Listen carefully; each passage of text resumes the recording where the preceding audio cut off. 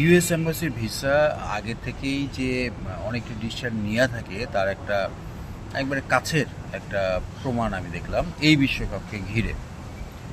এটা কতদিন হবে, বিশ্বকাপ শুরুর মাসখানেক আগের ঘটনা। তো সেই টাইমে আপনার ইউএস এম্বাসি গেলে আপনি প্রথমে কি করেন, প্রথমে গেট গেট দিয়ে ঢোকার সময় একটা চেক হয় যে আপনার অ্যাপয়েন্টমেন্ট আছে কিনা। অ্যাপয়েন্টমেন্টে চেক হওয়ার পর একটা সিল মেরে দেয়, বারকোড দিয়ে দেয়। এই বারকোড দিয়ে আপনি করিডোরে ওয়েট করার পর ভেতরে চলে যাবেন। তারপরে আপনার কাগজপত্র চেক হয়, ফিঙ্গার হয়।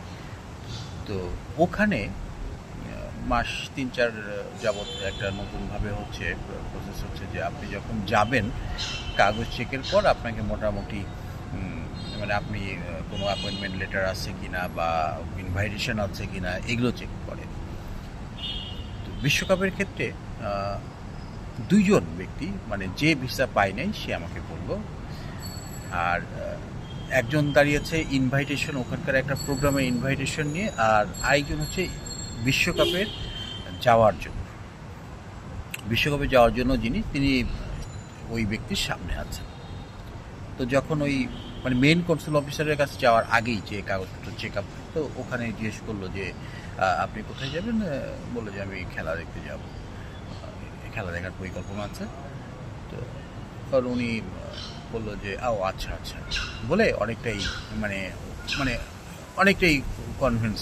এর মধ্যে এই ব্যক্তি বললো যে আমার কাছে টিকিটও আছে। তো উনি বললো গ্রেট, টিকিটটা দেন। তো টিকিটটা নিয়ে উনি একটু পাশের দিকে চলে গেলেন হয়তো চেক টেক করার জন্য। দিয়ে বললো যে আপনি কবে ফিরবেন, গেলে কবে ফিরতে পারেন। তো সাধারণত এই কোশ্চেনটা আগে করতো মেইন কনসুল অফিসার, মানে আপনি এগুলো ফিঙ্গার দেওয়ার পর যে কাগজপত্র চেক আপের পর ফিঙ্গার দেওয়ার পর যে ওয়েট করবেন ভেতরে মেইন রুমে, যেটা ওয়েট করবেন, তারপর যখন কনসুল অফিসারদের কাছে যাবেন তখন কিন্তু কনসুল অফিসার এগুলো জিজ্ঞেস করে কবে ফিরতে চান, কী করবেন না করবেন। তো ডকুমেন্ট কিন্তু ওনার কাছে আগে এই টিকিটটা নিয়ে নিয়েছেন, টিকিটের কপিটা আর কি। এর মধ্যে উনি বসলেন আর তারপরেই গেলেন যিনি ইনভাইটেশন, ওখানকার রিনিউয়াল একটা প্রোগ্রামের ইনভাইটেশন। অনেক ধরনের প্রোগ্রামই তো ঘটে ইউএসএ। তো বললো যে কোথায় যাবেন। তো উনি প্রোগ্রামের কথা বলার পর ওই খুব একটা আগ্রহ দেখালেন না প্রোগ্রামটা নিয়ে, আরেকবার রিপিট করলেন, শুনলেন। এই ভদ্রলোক ওই ইনভাইটেশন লেটার নিয়ে রেডি, কিন্তু ঘুণাক্ষরেও ওনার কাছ থেকে ওই ইনভাইটেশন লেটারটা নিলেন না। বললেন ঠিক আছে, ওকে ফাইন, আপনি বসেন। মানে এই যিনি হচ্ছে যে কথা বলছেন, ইনফরমেশন নিচ্ছেন, উনি বাংলাদেশি। সাধারণত এই ডেস্কে বাংলাদেশিটাই হ্যান্ডেল করেন।